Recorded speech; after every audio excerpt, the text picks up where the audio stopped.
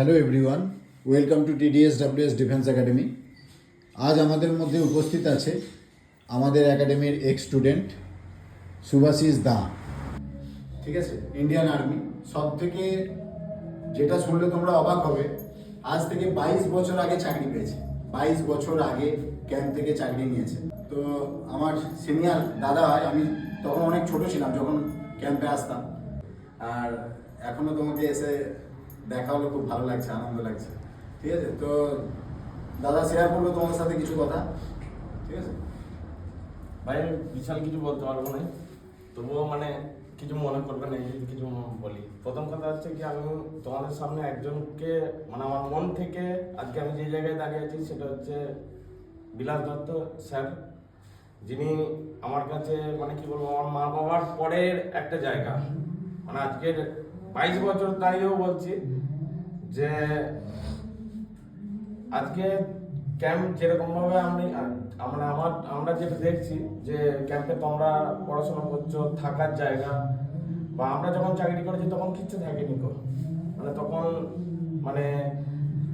এখান থেকে ক কিলোমিটার হবে না, 1 কিলোমিটার একটা জায়গায় থেকে আমরা মাঠ করতাম, ওখানে পড়াশোনা করতাম।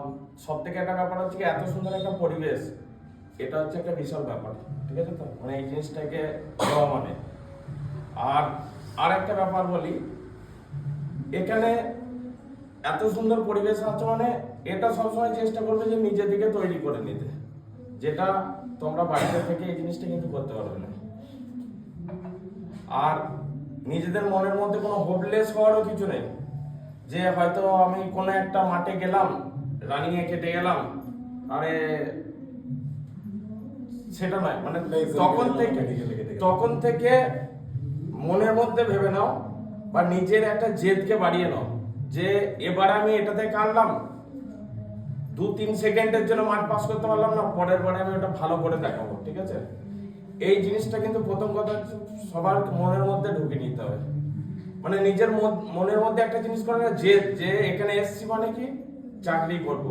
তোমাদেরকে একটা কথা বলছি, তোমরা এই ক্যাম্পে আছো, তোমাদের বাড়ির লোকের সবাই কিন্তু, তোমাদের আত্মীয় স্বজন সবাই কিন্তু একটা খোঁজ নিচ্ছে যে ভাই তোমার নাম কি? সায়ন ক্যাম্পে গেছে, সায়ন তোর কি, কবে তোর চাকরি হচ্ছে? বা এটা একটা বাড়ির নিজের মা বাবার মান সম্মান প্লাস ওর নিজের একটা এই জিনিসটাকে ইউজ করে নিজের মনের জেদটাকে বাড়াও, এটা হচ্ছে প্রথম কথা। ঠিক আছে, আর একটা ব্যাপার বলি আমি,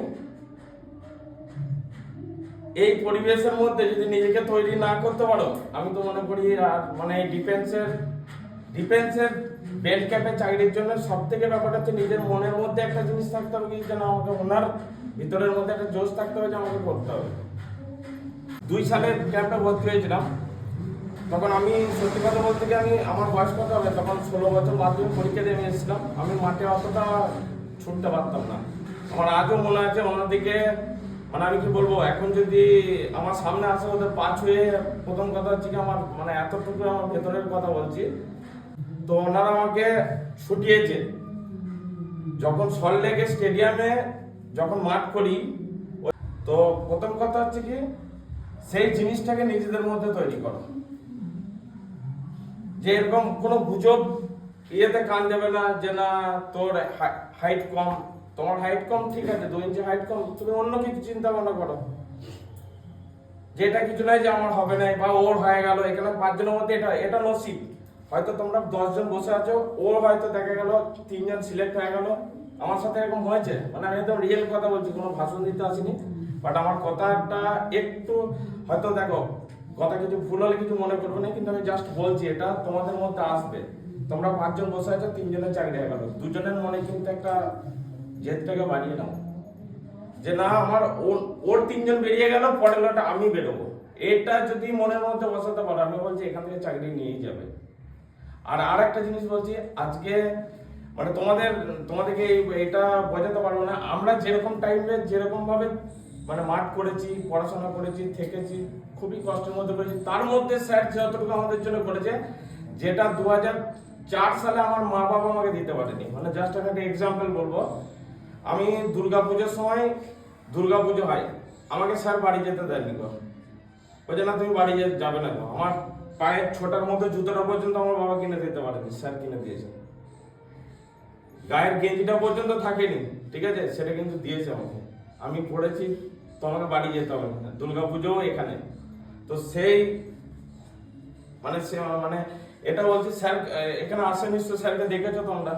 আমার সাথে কিন্তু স্যারের চাকরি পাওয়ার পরে একবার দেখা হয়েছিল, তার মাঝে কিন্তু স্যারের সাথে আমি কোনো সামনে আসতে পারিনি। এই আজকেও মানে বললাম আর কি ভাইকে যে স্যার বললো এখন ডিউটিতে আছে। তো এটা সব থেকে ব্যাপার হচ্ছে কি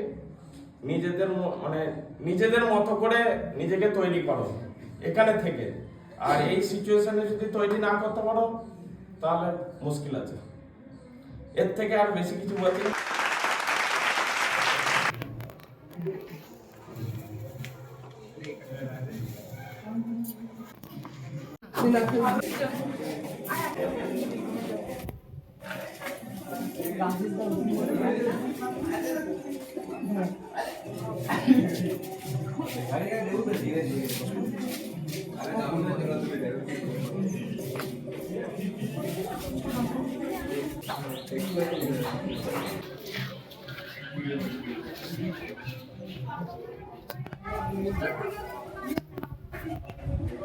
বাকি উপরে ছেলেগুলো